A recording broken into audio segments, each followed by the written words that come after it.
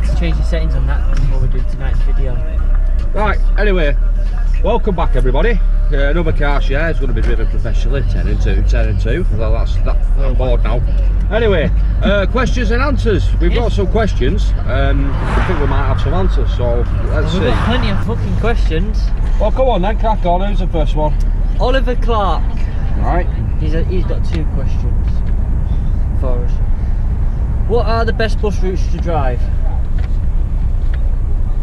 Do you want the long answer or the short answer? Short answer's none, yeah.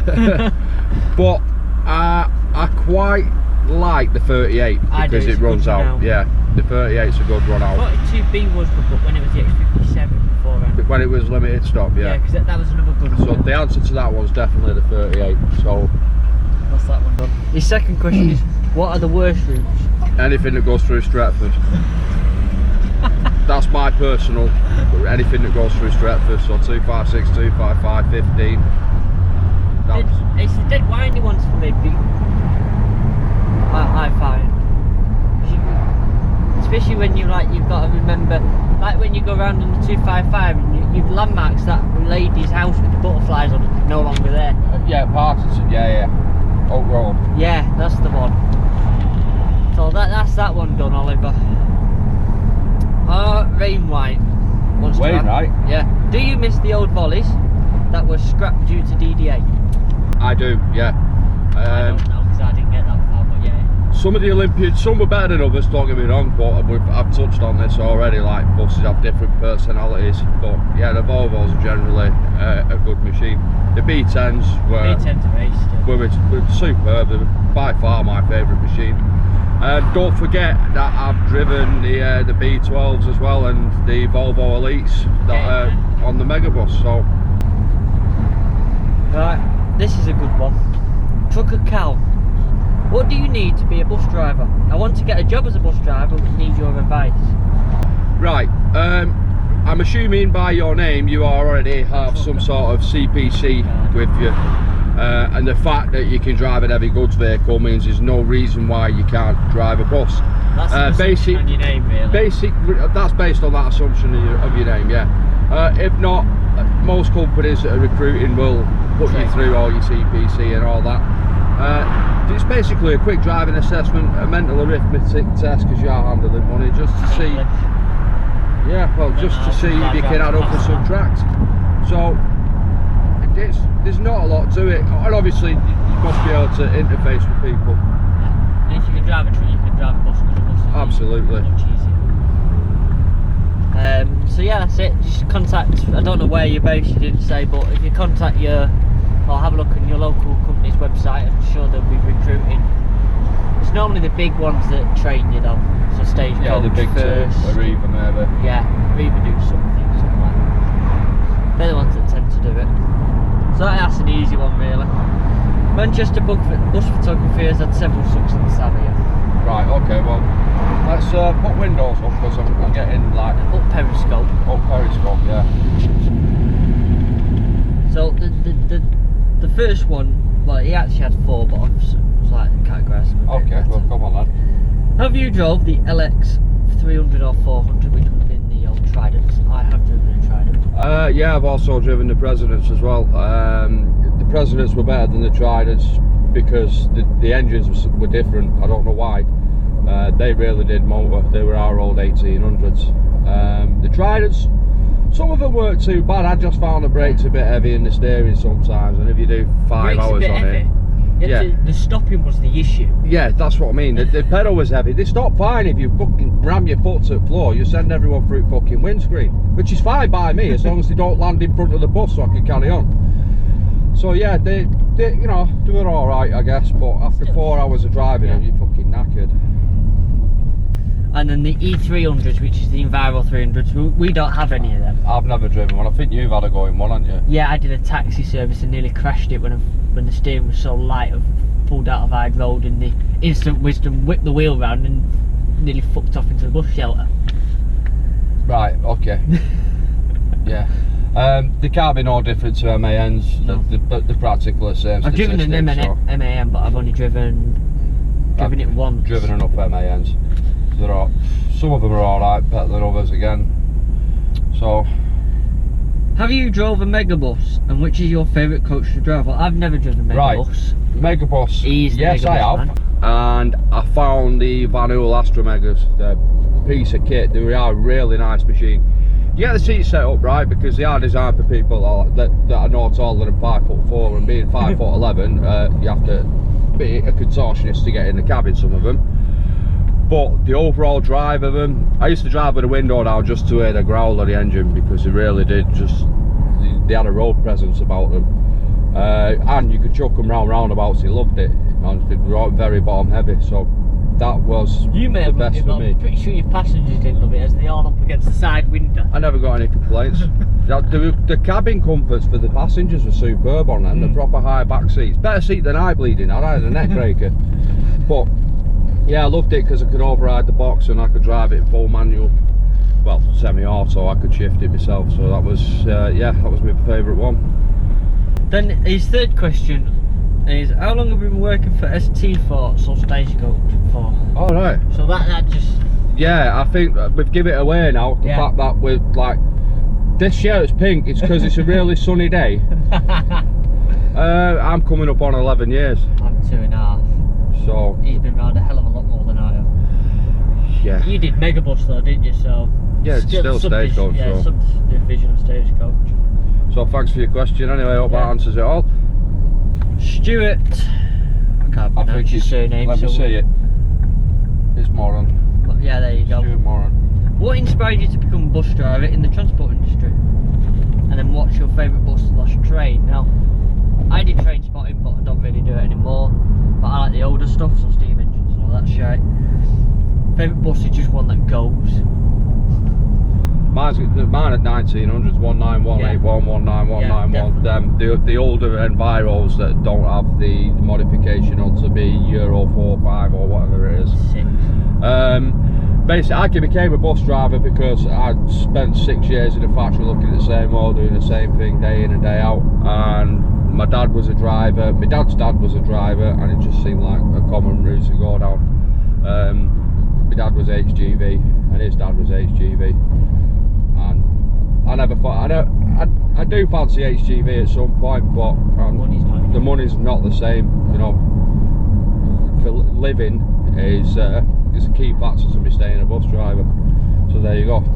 Well, mine was, I worked in the shop for 2.5 years and couldn't stand being in the shop anymore. It's the same dull routine day in, day out, and bus driving is just different. There's always that someone looking over your shoulder telling you to hurry up and stuff, whereas you're your own boss out there. So for me, it's a winner.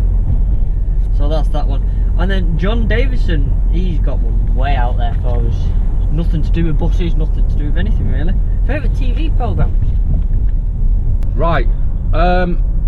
I'll be perfectly honest with you, I don't watch too much TV. Don't get time to. I don't get time to, no. With school run, with the gym and then working, there's really not a lot of time for TV. I do like the Top Gears and anything car related, obviously. I do like my cars. I just like the older programmes where I like the old, isn't there. Yeah, I do like some of the old stuff as well. But if we could just adjust your question slightly, we do like gaming. We have got another channel, and you may have seen some of us. We don't really use it too much now, but we're into Call of Duty at the minute. I'm just going to annihilate everyone. So there you go. It's a bit. That's the closest to TV we get in video games, because that's our downtime. Yeah. Right, Great Northern Lancashire. He really battered the comment section. 4 questions through. Ah, come on then. So, what do you make of Stagecoach Gold, and would you ever want it to come to Manchester depots, excluding the 125 in Preston? I think for those that are commuting from Glasgow down to London, where it's going to be a hell of a long journey, they can spend the day with a family and sleep like as they travel through the night. I think it's, you know, it's a fantastic option. You get Iron Brew and Croissant, so for me it's a winner. Sheffield has gold as well, Stagecoach Gold. So that's my take on it. Yeah, it's for some people. It's obviously a little bit more pricey, but you pay for creature comforts. I think in Manchester it's more students, so it's definitely more the student version, which is the Magic buses, I think. Right. I don't have that much knowledge on it, but I know Megabus had the Megabus Gold, and that was the difference. No, Stagecoach Gold is like X routes.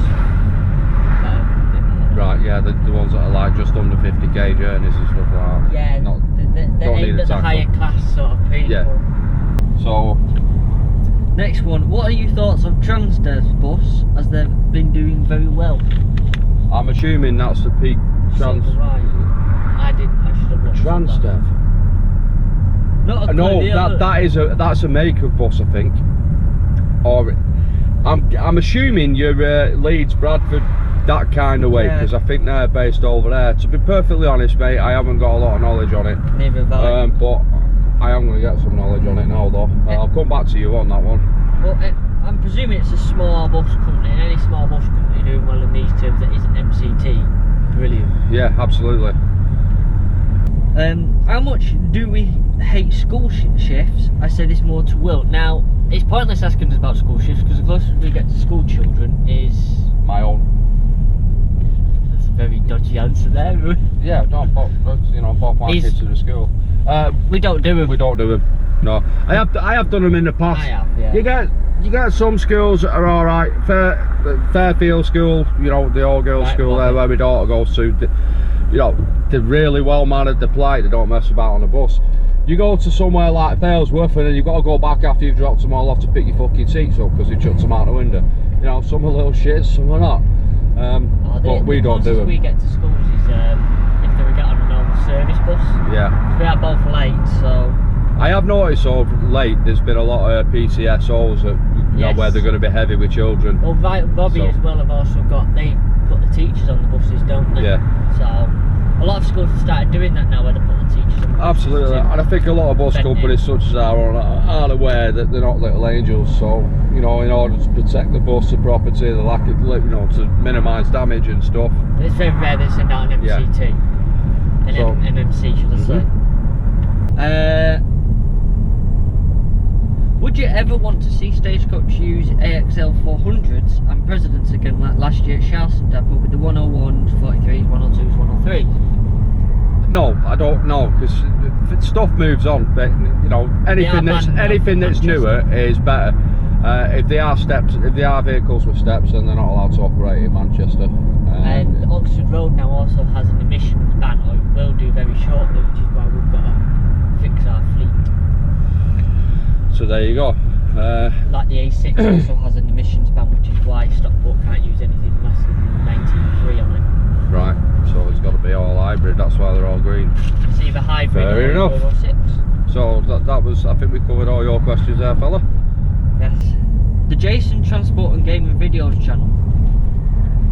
We've had what's our favourite buses, we've covered that one, mate, so that was referred back down to someone else's. Have you ever driven a Mega Decata? I'm presuming it's the name of a Megabus. No, I'm not even familiar with that. I think maybe a quick Google search would... We'll sort that one out on the way home then. Yeah, okay, we'll come back to you on that one in part 2. Ben, that's his only name. Have you ever broken down? Yeah. Ben, just watch my worst week on Megabus video, and then you'll get a general consensus of us breaking down. Well, me breaking down. Yeah, I've broken down. Unless you mean the bus broken down, or like me as in, I fucking hate passengers, I'm going home. No, I've not done that. The simple fact is buses break down. They're on the road every day from 4 in the morning till sometimes 4 the next morning. Yeah, they absolutely get hammered for miles, Yeah. They're out there 18 hours a day, so... I think Graham was saying some of the early NMCs that are Ashton, they've got nearly 200,000 miles on the clock already from 65 plate. Yeah, well, that's heavy miles. They get absolutely hammered day in, day out. So yeah, they will break down, heating pipes give up after a while, and the magic smoky mix out the back of them eventually. And Mark Hayes, will you be taking, that name rings a bell, will you be taking a bus to Show Bus in Darlington on the 3rd? We don't get to do that. No, it's a shame. I mean, what we're trying to do now is, we're chatting about the life of a bus driver, the pros and cons, etc, etc. I'd love to do that. That'd be a day for doing nothing. I think that we're not bad like people to be seen working for the company that we do. A lot of you guys do enjoy our videos, and I think it'd be a nice idea if we could, but as our powers of persuasion go and actually getting that put into... I think stage are sending one down there, but I think it'll be something like Graham or whatever the other guy's name who works for Sharston doing it. That's fell off. It's fell off! I can't think of his name, but it'll probably be him. Look, you chubby bollocks, come back! Probably him that does it. It's like a select few drivers that do it. This is dead professional, this, Jordan. It's alright. Right, we're still recording. Yeah, so we don't get to do that sort of stuff. No, I have taken a bus to... No, I haven't taken a bus to anywhere. There was something on at Heaton Park not far away from the Transport Museum, and I went round there with a little lad.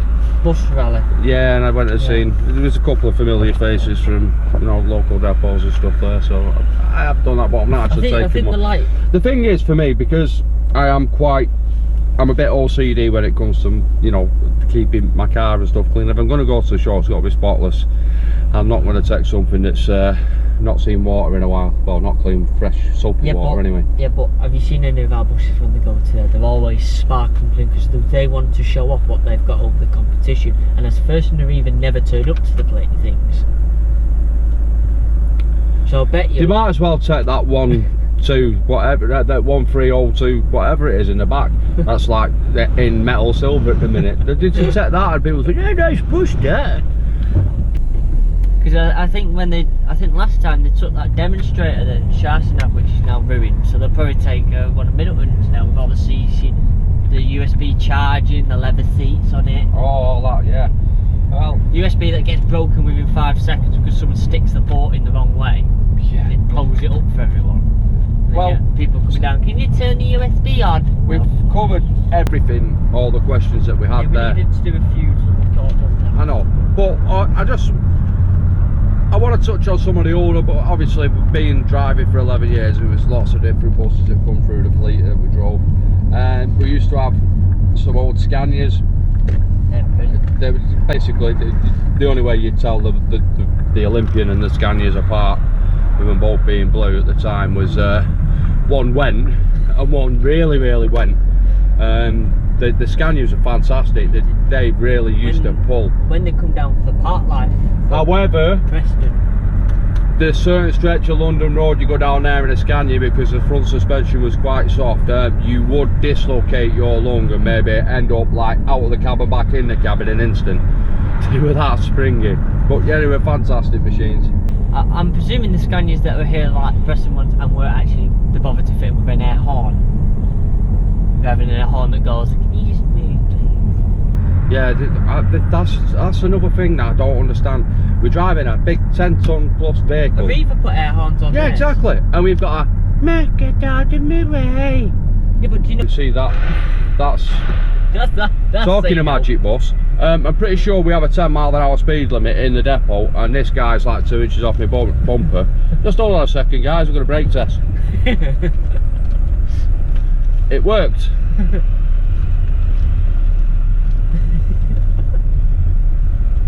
They're silly fuckers with me.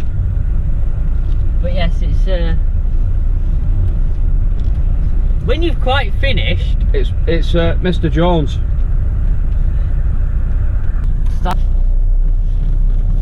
But we'll come back to you after Ed Sheeran. We'll do another spontaneous video if we can off the phone. Absolutely. So guys, you won't again, know that because you'll see this after anyway. We'll say goodbye later on because it's pointless because we get cut together, don't we? Oh, it's a great life on the buses. No matter what the time of day, you see the world on omnibuses. We're on our way.